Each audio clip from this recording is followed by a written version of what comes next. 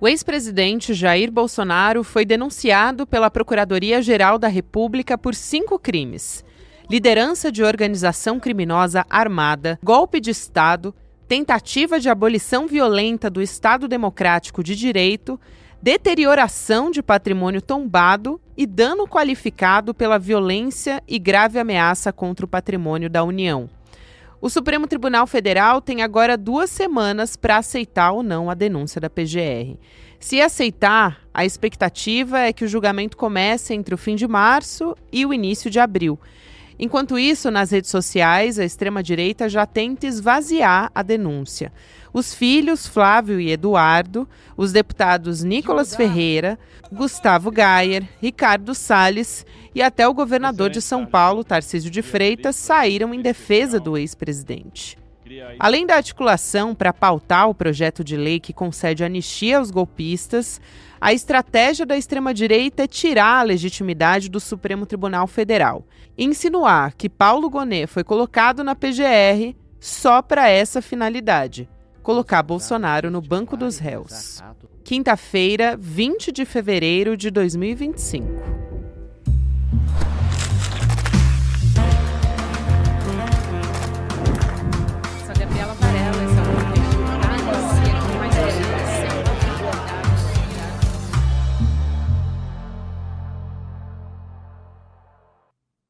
Olá, seja muito bem-vindo, seja muito bem-vinda. Eu sou a Gabriela Varela e a gente está começando mais um videocast em detalhes.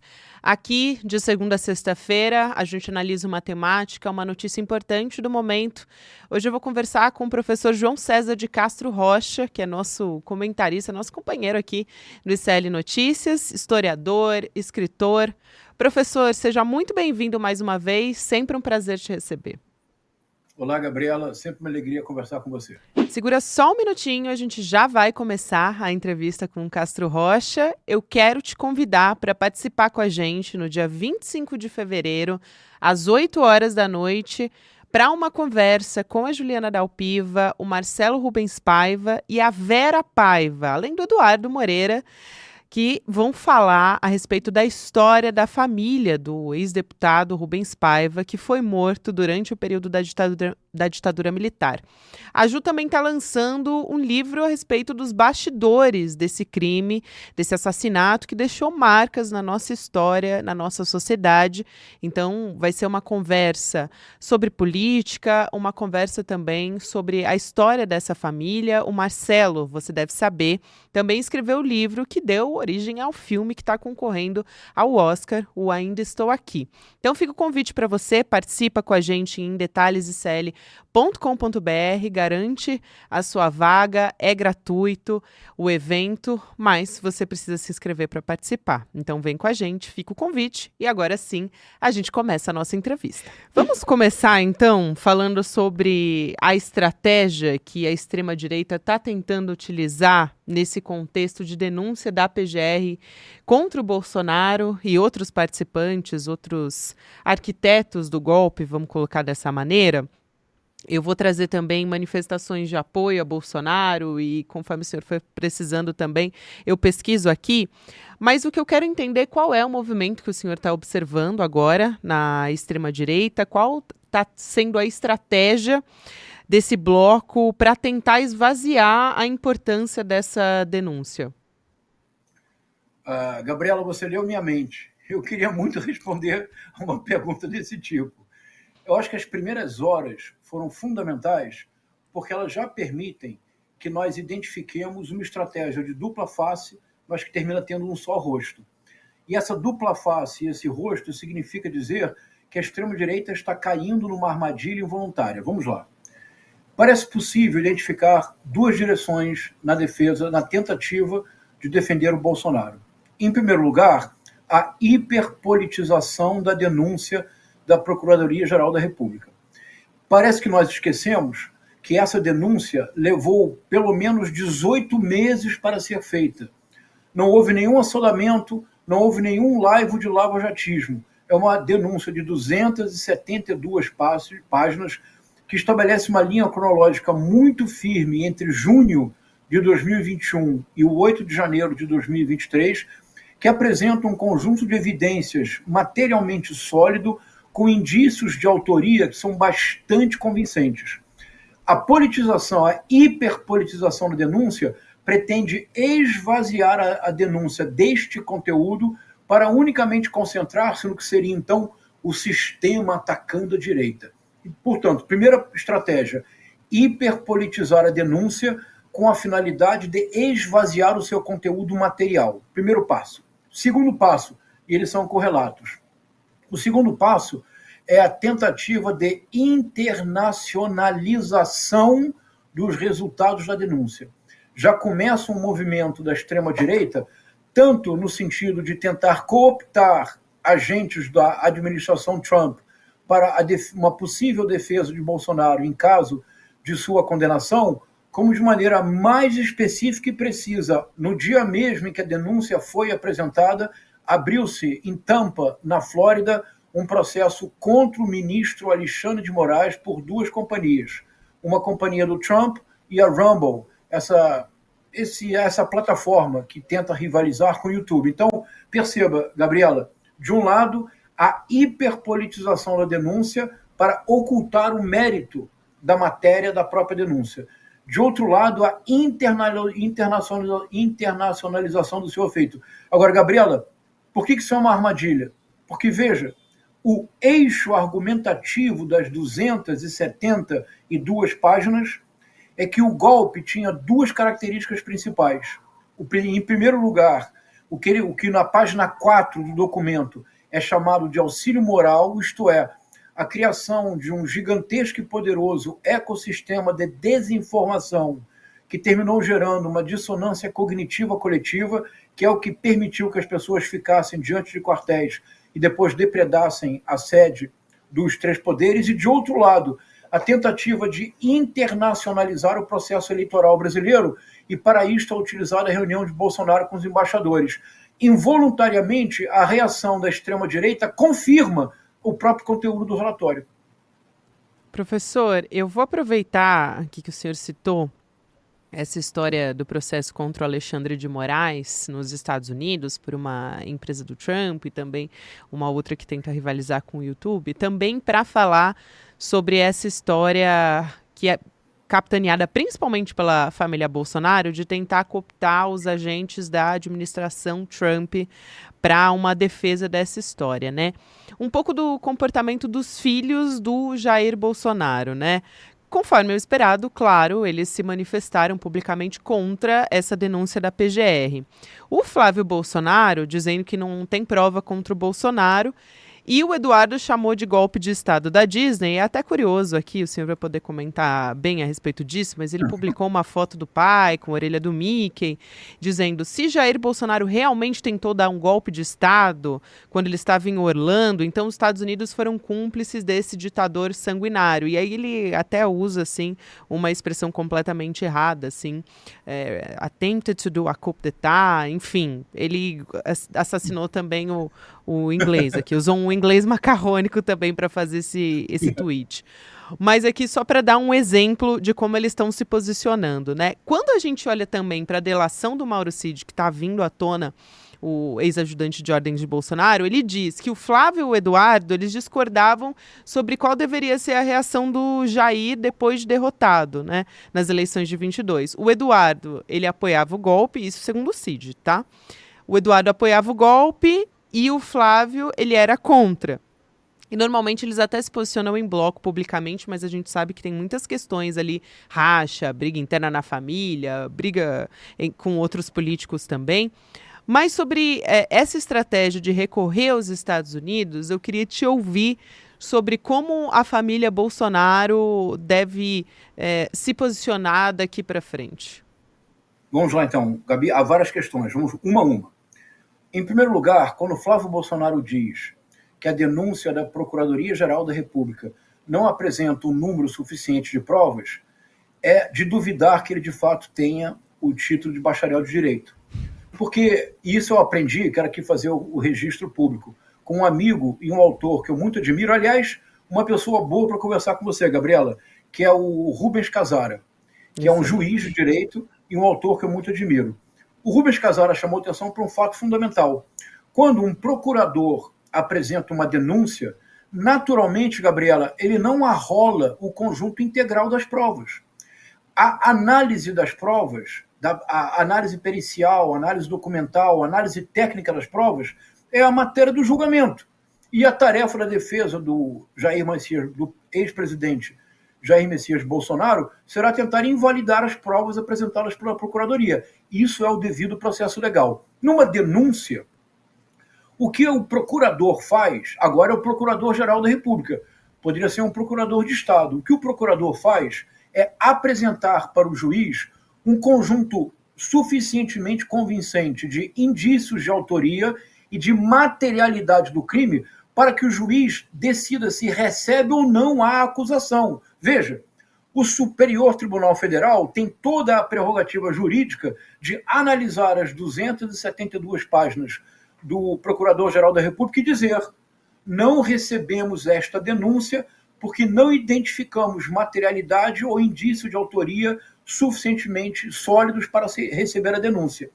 Se, pelo contrário, se o Superior Tribunal Federal receber a denúncia, só então o Bolsonaro será réu. Neste momento, a Procuradoria-Geral da República, de imediato, transmite ao Supremo Tribunal Federal o conjunto probatório. Gabriela, são milhares e milhares e milhares de páginas. Isto será analisado no julgamento. Então, perceba, de novo, qual é a estratégia do Flávio Bolsonaro? O Flávio Bolsonaro ignora o que eu disse agora? Não. Ele é um homem inteligente, ele é formado, ele sabe que o que eu disse agora é o beabá do direito. Por que ele diz, então, esta denúncia é vazia porque não tem provas? Porque ele pretende hiperpolitizar a denúncia para esvaziá-la do seu conteúdo. Isso, Flávio Bolsonaro. Agora, é claro que o Flávio Bolsonaro, Gabriela, não desejava o golpe. Sabe por quê? Vamos só aqui entre nós dois, a gente não fala para ninguém, porque o Flávio Bolsonaro é o operador financeiro da família. Todo banqueiro, só o que ele quer é paz e tranquilidade. Para o Flávio Bolsonaro, o ideal é que o pai tivesse ganho. Uma vez que perdeu, o ideal para o Flávio Bolsonaro era fazer criptomoeda, é lançar tênis Bolsonaro, agenda Bolsonaro, camisa Bolsonaro, campanha de arrecadação de fundos Bolsonaro. O Flávio Bolsonaro é um operador financeiro, ele não está preocupado com a questão ideológica, que é integralmente do Eduardo Bolsonaro e do Carlos Bolsonaro. 2, o Eduardo Bolsonaro. Desculpa, eu não deveria nem rir, porque o assunto é muito sério, mas o bom humor faz parte da vida. Não, a gente precisa, né, professor? Senão a gente não aguenta viver no Brasil. Não é? Quando ele escreve if Jair Messias Bolsonaro attempted to do, Gabriela, attempted to do não é inglês, isso é um outro idioma qualquer. O golpe de Estado, o Eduardo Bolsonaro perpetrou contra a língua inglesa, ao dizer attempted to do. Mas, agora sério, porque agora é muito sério. O que o Eduardo Bolsonaro está fazendo? O que outros bolsonaristas estão fazendo? É alta traição, é crime de lesa pátria. Eles estão invocando uma autoridade estrangeira para intervenção em assunto brasileiro, Gabriela. Gabriela, nem durante a ditadura militar isso foi tentado. Porque na ditadura militar foram sanguinários, foram torturadores, assassinaram, ocultaram cadáver, destruíram o país. E ninguém é mais contra a ditadura militar do que nós. Mas, Gabriela, os generais da ditadura militar eram nacionalistas, Gabriela. Eles tinham um projeto de país autoritário, desigual, de concentração de renda. Mas ninguém pode dizer que a ditadura militar não era nacionalista. Eles tinham uma concepção de país. Estes patriotas de agora, patriota que bate continência para a bandeira americana, patriota que escreve mensagem em inglês para ser lido pelo Elon Musk com a esperança de que o Elon Musk intervenha na eleição brasileira. Isso é crime de lesa pátria o que eles estão fazendo. Então, mas ao fazê-lo, uma coisa importante, como é que nós reagimos, Gabriela? Posso dar uma ideia? Por favor. Isso é muito importante, Gabriela. Como é que nós reagimos? Deixemos a indignação de lado. Nós precisamos agir politicamente. Nós precisamos mostrar para a sociedade brasileira que, segundo o PGR, pelo menos junho se eu não me engano, 19 de junho de 2021, essa data está na página 4 do relatório. Até 8 de janeiro de 2023, houve uma organização criminosa, uma Orcrim, no interior do Palácio do Planalto. Orcrim composta por civis, militares de alta patentes e o presidente da República. A finalidade era o golpe de Estado para perpetuar-se no poder. Perpetuar-se no poder para que seus crimes ficassem impunes. Vamos dizê-lo com todas as palavras. Isto é, Gabriela, é muito importante o que eu vou dizer agora. Nós precisamos politizar a denúncia. Mas em que sentido? No sentido politiqueiro, esquerda, direita, Lula, Bolsonaro? Não. No sentido do país, no sentido da polis. O que esteve em jogo por muito pouco, por um triz, Gabriela. Hoje, nós não estaríamos aqui conversando, Gabriela. Se o golpe tivesse dado certo, o ICL estava fechado. Eu, que sou um crítico quanto mais público do bolsonarismo desde o início de 2019, provavelmente não estaria no Brasil se não estivesse preso. Então, o que esteve em jogo por um triz não foi esquerda, direita, Lula, Bolsonaro, Flamengo, Fluminense, Palmeiras, Corinthians. O que esteve em jogo foi algo que esta república sofreu muito para conseguir: uma democracia com instituições fortes, estáveis, o suficiente para resistir a uma tentativa de golpe de Estado. Então precisamos politizar a denúncia, precisamos compreender. É fundamental que a sociedade entenda o que estava em jogo. É fundamental que a sociedade entenda que, ao reagir hiperpolitizando e internacionalizando, eles estão repetindo o modus operandi do golpe, confirmando pelo avesso o que eles não desejavam, a veracidade da denúncia. Excelente, professor. Que importante essa sua fala. E aí, pegando até um contexto anterior à denúncia da PGR, mesmo a gente sabendo que ela viria, existe um racha ali na extrema-direita, né? E essa divisão pode ser pela ausência de um candidato viável para 2026, porque a gente tem agora um Bolsonaro que está inelegível e agora mais que isso, né? Também Bolsonaro denunciado. Mas existe uma disputa por esse posto, vamos colocar dessa maneira. E alguns outros olhares ainda nessa história. Uma parte da extrema-direita puxando uma manifestação para março, pedindo o impeachment do presidente Lula, e ainda uma percepção por uma outra ala da extrema-direita de que Bolsonaro é um egoísta porque só pensa nele, na anistia para ele, enfim, defender os direitos dele e da família dele. O Bolsonaro, nesse contexto agora, ele está diante da extrema-direita enfraquecido ou fortalecido? Olha, eu não tenho a resposta, mas vamos pensar juntos, Gabriela. Eu projetaria o seguinte cenário. A extrema-direita, especialmente uma figura como Tarcísio Freitas, eles não têm opção. Eles já sabem que o futuro do Bolsonaro, se o Supremo Tribunal Federal receber a denúncia, depois do devido processo legal, ninguém aqui é lavajatista, nós não somos vingativos nem ressentidos, nós queremos democracia e justiça, que o ex-presidente Jair Messias Bolsonaro tenha o direito à presunção de inocência constitucional, que ele monte a sua equipe de advogados, que essa equipe de advogados tenha tempo suficiente para preparar a melhor defesa técnica possível. Porque, Gabriel, me permita fazer essa nota ao pé de página. Nesses julgamentos de alto nível, dificilmente o que está em jogo é o mérito. Porque ninguém, de fato, tem dúvida da tentativa de golpe. O que estará em questão é a qualidade técnica das provas. Por exemplo, se nós lembrarmos um caso emblemático, o famoso caso Satyagraha. Você lembra, Gabriela, que era o caso que envolvia o banqueiro Daniel Dantas, em que o caso foi para o Supremo Tribunal Federal, havia um conjunto robusto de provas, mas efetivamente no interior dessas provas havia uma prova cuja escuta havia sido feita de maneira ilegal. O que aconteceu? Essa ilegalidade de uma única prova contaminou o processo como um todo, o processo foi considerado nulo.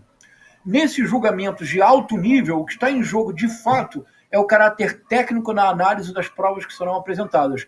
Por isso, o Procurador-Geral da República, o Paulo Gonet Branco, demorou tanto para apresentar a denúncia. Ele certamente analisou com lupa cada uma das provas que serão apresentadas ao Supremo Tribunal Federal. Tornado réu, o mais provável é que, como já está na última instância, ou seja, já no Supremo Tribunal Federal, Como será julgado pela primeira turma, não há necessidade de que seja o pleno do Supremo. Como será julgado pela primeira turma, é muito... Como a primeira turma é uma primeira que é o ministro Alexandre... Me ajuda, Gabriela, por favor. É o ministro Alexandre de Moraes, o ministro Flávio Dino, o ministro Zanin, que é o presidente. A ministra Carmen Lúcia e o ministro Luiz Fux, não é isso? Isso mesmo, perfeito. Eu não teria... Esta turma, que é uma turma egrégia, sólida... Digam de novo, não contemos para ninguém, Gabriela, mas não é uma turma muito favorável às pretensões do Bolsonaro. Se lá tivesse André Mendonça, o Bolsonaro provavelmente terminará o ano de 2025 preso. O Bolsonaro permanecerá para a extrema-direita como um baluarte discursivo de que ele está sendo preso porque ele é o grande líder da direita e o sistema se reuniu contra ele. É a única narrativa de que a extrema-direita dispõe. Então, eu acho difícil, por exemplo, o Tarcísio Freitas, até o último momento, dirá que o candidato dele é Jair Messias Bolsonaro, esperando que a vaga caia no seu colo. Em nenhuma circunstância ele se dirá candidato à presidência. Ele dirá sempre, é Bolsonaro candidato a presidente, os meus votos são votos do Bolsonaro. Agora, há uma questão, Gabriela, que nós não podemos em nenhuma circunstância descuidar, e eu fico feliz de poder conversar com você sobre ela. Se isso se confirmar como projeção de cenário, se o Bolsonaro não puder, que é o objetivo do Bolsonaro, o objetivo do Bolsonaro é mimetizar o presidente Lula em 2018. É apresentar-se como candidato, ficar até o último momento para então transmitir o bastião para alguém. Mas eu não creio que isso será possível, porque ele já estará preso. Então, a primeira possibilidade é a manutenção do Bolsonaro como candidato impossível para trazer votos para a extrema-direita, na manutenção do discurso antissistema. Há uma segunda possibilidade, essa me assusta muito mais, Gabriela. Eu acho que nós precisamos começar a alertar a nossa audiência, começamos a precisar falar disso. O nome Jair Messias Bolsonaro será usado e pode vir a ser um nome muito forte na disputa para o Senado da República em 2026. O verdadeiro objetivo da extrema-direita é o Senado. Se a economia em 2025 e 2026 continuar crescendo de 3% a 4% do PIB ao ano, que será um milagre, porque entre 2022 e 2012, o crescimento médio do PIB brasileiro foi 0. Em 2 anos, o presidente Lula já entrega 7% de crescimento do PIB. Se houver mais 8% nos próximos 2 anos, em 4 anos nós teríamos 15% do crescimento do PIB, o que o Brasil não via há pelo menos mais de uma década. Se o dia a dia das pessoas começar a melhorar, se houver uma percepção de que esse crescimento começa a produzir benefícios para a população, na ausência do Bolsonaro não há outro nome da extrema-direita que possa competir com o presidente Lula. A extrema-direita usará o nome Bolsonaro, a prisão do Bolsonaro, para fortalecer uma narrativa antissistêmica e ela tentará dominar o Senado. O pior cenário possível para o campo progressista, Gabriela, é se a extrema-direita obtiver sucesso no projeto de controlar o Senado. Sabe por quê, Gabriela? Porque controlando o Senado, eles podem propor o impeachment do Flávio Dino, do ministro Alexandre de Moraes, eles podem, ex tempore, post facto, depois do fato, aprovar uma anistia para o Bolsonaro. O nome Bolsonaro será importante menos para a presidência, projeta esse cenário para a nossa reflexão, menos para a presidência, que nós estamos apenas pensando nisto, o nome Bolsonaro será fundamental para a disputa no Senado. Vamos colocar nossas barbas de molho. Isso é muito perigoso e me faz pensar também num cenário mais imediato, professor, que é o da anistia. Até o presidente do Senado, enquanto a gente está conversando aqui no Em Detalhes, ele se pronunciou dizendo a anistia não é assunto dos brasileiros. Antes ele já tinha até ficado em cima do muro, tinha aberto a possibilidade, depois disse que não. Esse é o posicionamento dele no momento. Acho até interessante a gente colocar aqui. Agora, qual é a barganha para apoiar eventualmente o Bolsonaro nesse projeto de autoanistia? Porque ele foi ao Senado no dia que sabia que seria denunciado pela PGR para conversar ali com parlamentares. A anistia ganha força no Congresso porque, imaginando aqui, a gente teve o Valdemar Costa Neto, que não foi denunciado nesse documento da PGR. Ele era um dos indiciados pela Polícia Federal no documento que veio antes, né, no relatório da Polícia Federal. Se a ausência pensando aqui na ausência do Costa Neto, enfraquece a anistia também, porque o núcleo político do PL, que tem mais força de articulação ali no Congresso, né, do que os bolsonaristas, poderia acabar engajando menos nessa briga, vamos dizer assim? Ótima observação, Gabriela. Porque, para quem tiver acesso ao documento, nas páginas 269 a 272, há o indiciamento final. Ali você tem Almirante Garnier, Tenente-Coronel Mauro Cid, General Paulo César Nolasco, General Augusto Heleno, General Walter Souza Braga Neto, Jair Messias Bolsonaro. É o núcleo duro militar do golpe. Há outros indiciados, mas não ter colocado o presidente do PL é muito importante seguindo a sua observação. Mas veja, Gabriela, a importância que eu atribuo à nossa tarefa de didaticamente politizar o debate. Repetindo que politizar o debate em nenhuma circunstância é assumir um lado, é virar torcedor. Não. É compreender a importância do debate para a polis, é politizar no melhor sentido. Veja, vamos juntos aqui, Gabriela.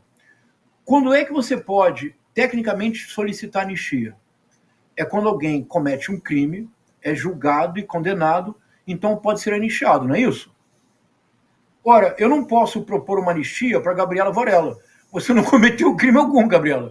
Se eu dissesse, proponho anistia para Gabriela, você ficaria com raiva de mim, com razão, porque eu estaria sugerindo que você cometeu algum crime. Anistia, se eles insistem que não houve tentativa de golpe de Estado e que não houve crime, então não se pode pedir anistia para o Bolsonaro. Sim. Você não pode anistiar alguém que não cometeu crime. Quem comete uma ação virtuosa, você não anistia, você celebra, você parabeniza. Mas por que isso é importante que eu estou dizendo? Porque este é um modelo que os militares impuseram à democracia brasileira em agosto de 1979. A lei da anistia de agosto de 1979 anistiou, efetivamente, presos políticos da esquerda armada, mas não apenas da esquerda armada, que tinham sido presos, torturados, os que sobreviveram, condenados na prisão, os exilados. Esses que foram julgados e condenados foram anistiados. Mas a lei da anistia incluiu os crimes dos militares. Eles nunca foram investigados, nunca foram denunciados, nunca foram condenados, foram anistiados sem processo. É uma aberração jurídica. O que os bolsonaristas estão propondo é uma volta à ditadura militar, é uma volta à lei da anistia da ditadura militar. É muito importante, Gabriela, que neste momento nós deixemos claro para a audiência. É isso que eu estou chamando de politizar o debate. A anistia que eles pedem é contraditória. Só se pede anistia para quem cometeu o crime. Se eles afirmam que o Bolsonaro não cometeu crime, então a anistia que eles desejam é para que o crime não seja investigado, tal qual ocorreu em 1979. Mas a extrema-direita precisa aprender. Já passou da hora de aprender que a roda da história, Gabriela, não volta para trás. Ela sempre caminha em direção ao futuro. Professor, que importante a gente pensar de uma maneira muito fria, muito responsável nesse momento, né? Politizar exatamente o debate, que é o contrário do que vai ser feito pela extrema-direita agora. Então a gente tem que puxar essas rédeas. Muito obrigada, professor. Sempre um prazer te receber aqui. Muito obrigado. Sempre uma alegria poder conversar com você, Gabriela. Um abraço. Abraço, até a próxima. Obrigado. Lembra você também que está acompanhando até aqui, que a gente vai ter agora Mercado Investimentos, na sequência vem o Rolê ICL e todos os dias de segunda a sexta-feira você pode ouvir o Em Detalhes no formato podcast nas plataformas de áudio.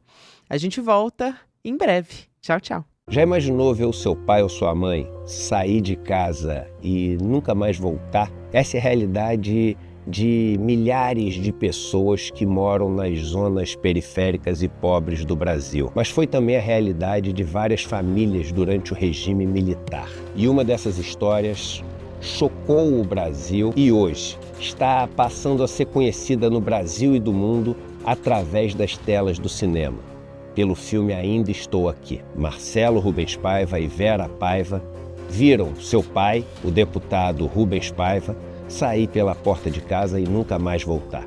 Ele foi torturado e morto pelo regime militar. E os responsáveis pela sua morte ainda recebem milhares e milhares de reais do Estado brasileiro. A justiça não foi feita. É um crime sem castigo. Para contar os detalhes dessa história, Juliana Dalpiva, jornalista do ICL, fez uma conversa histórica com Marcelo Rubens Paiva e com Vera Paiva. E a gente vai mostrar para vocês essa conversa no dia 25 de fevereiro, uma terça-feira, às 8 horas da noite. Um abraço e até lá.